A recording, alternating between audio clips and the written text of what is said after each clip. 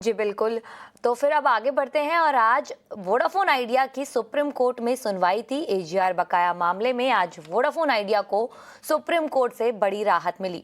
Court ने कहा कि अगर सरकार चाहे तो कंपनी को राहत दे सकती है। पूरी खबर दे रहे हैं हमारे सहयोगी समीर दीक्षित।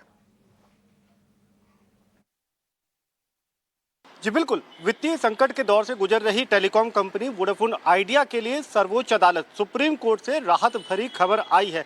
दरअसल वोडाफोन आइडिया ने सुप्रीम कोर्ट में ये अपील दायर करी थी कि जो डिपार्टमेंट ऑफ टेलीकॉम ने अतिरिक्त एजीआर ड्यूज की डिमांड रखी है वो उसको क्वैश किया जाए, उसको रद्द किया जाए और जो अमाउंट है वित्त वर्ष 2016-17 तक के लिए उसका रीअसेसमेंट किया जाए।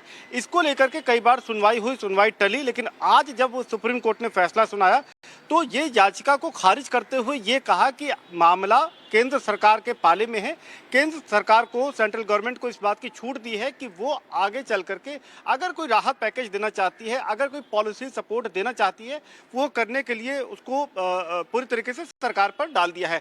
यानी कि इससे उम्मीद काफ़ी बढ़ जाती है कि संभवतः सरकार आने वाले दिनों में, महीनों में टेलीकॉम कंपनी के लिए, विशेषकर वोडाफोन आइडिया के लिए कुछ ऐसा कदम उठा सकती है जो इस कंपनी को बनाए रखने के लिए, उसके भविष्य को बेहतर बनाने के लिए काफ़ी मददगार साबित हो सकता है। आपको बता दें कि 80,000 करोड़ रुपए से ज्यादा एजीआर ड्यूज हैं वोडाफोन पर, और अपनी अपील में वोडाफोन आइडिया ने साफ तौर पे कहा है कि ना सिर्फ ये जो एडिशनल एजीआर ड्यूज का डिमांड है ये तर्कसंगत नहीं है, इसको क्वैश किया जाना चाहिए, लेकिन अपील में इस बात का भी जिक्र किया कि जो राशि लगातार जिसकी डिमांड की जा रही है, अगर उसको देना पड़ जाता है वोडाफोन आइडिया को तो उसका भविष्य खतरे में है, उसकी सस्टेनेबिलिटी खतरे में है। लिहाजा जब कोर्ट में सुनवाई हो रही थी तो सरकार की तरफ से सॉलिसिटर जनरल तुषार मेहता ने भी इस बात का जिक्र किया कि वो पूरी परिस्थिति से वाकिफ हैं। जाहिर बात है कि वोडाफोन आइडिया में सरकार की हिस्सेदारी 49% है।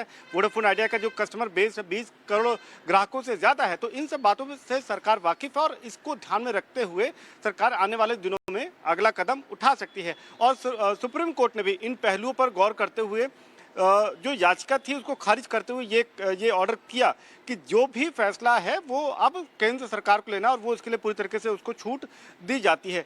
तो ये जो छूट की बात है, या ये कहें कि ये जो स्वतंत्रता अब केंद्र सरकार को दी है, ये अपने आप में वोडाफोन के रिवाइवल के लिए काफ़ी उम्मीदें बढ़ाती है और इसी के चलते हम देख रहे हैं कि वोडाफोन में इस वक्त एक पॉजिटिव मोमेंटम नजर आ रहा है।